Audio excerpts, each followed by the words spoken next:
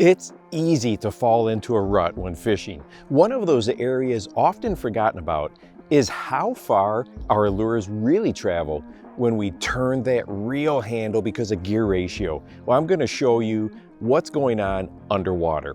The consumer demand for high-speed gear ratios has been ravenous the last decade. And for me personally, I love high-speed gear ratios when fishing presentations that are target-oriented. And then when my presentation is over, I can get the lure back quickly. I also like high-speed reels on something like a Carolina rig. I don't know why, but it seems like Carolina rig fish often run straight at you after the hook set. And a high-speed reel helps to catch up to them and maintain pressure. However, I like to think about this topic when fishing is tough and mainly in comparison to bottom-oriented creatures like crayfish. When watching them move around, even when they are scared and kick off quickly, they don't travel that far horizontally in one burst, if that makes sense. And when fishing is hard, moving too quickly can mean fewer bites. Now, I've spiked a yardstick into the lake bed for reference. The camera is 3 feet away from the yardstick. I have 4 gear ratios we will watch: a 5:6 to 1, 6:8 to 1, 7:5 to 1, and 8:3 to 1. Now, I know there are lots of variables like the pound test of line you are using because of line diameter, how much line is on the spool, etc. I do have 12-pound fluoro rigged up on all of these reels today.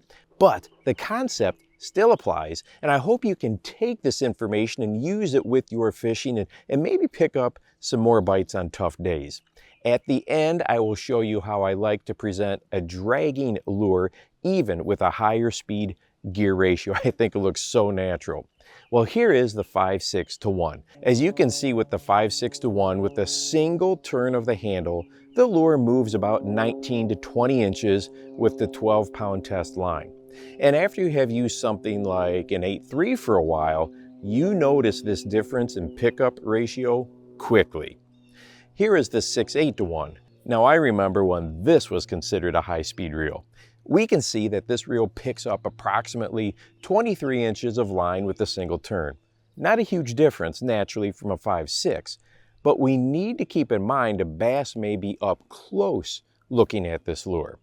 Well, here is the 7:5 to 1 with 12-pound test. This reel is starting to pick up noticeably more line with a single turn of the handle, approximately 29 to 30 inches per revolution. That's starting to scoot right along. Now let's look at the 8:3. This is crazy. This reel basically picks up the entire length of the yardstick, or 36 inches of line, in a single turn with 12-pound test fluoro. That's moving right along. Now think about how easy it is as we are fishing to turn that handle more than a single turn when trying to drag or fish a lure on the bottom. It takes no effort at all to pull that bottom bouncing bait in 6 feet at a time or more. If the bite is tough and we are attempting to fish slow, we may not be fishing as slow and deliberate as we think we are based on the reel in our hand.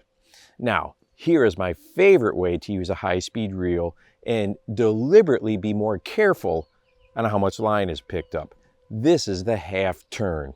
Now look at that. I think this looks great. We are still using an 8:3 to 1, but these movements, in my opinion, mimic something like a craw moving along at a nice pace. But believe me, it is not easy to force yourself to turn the reel handle with only a half crank.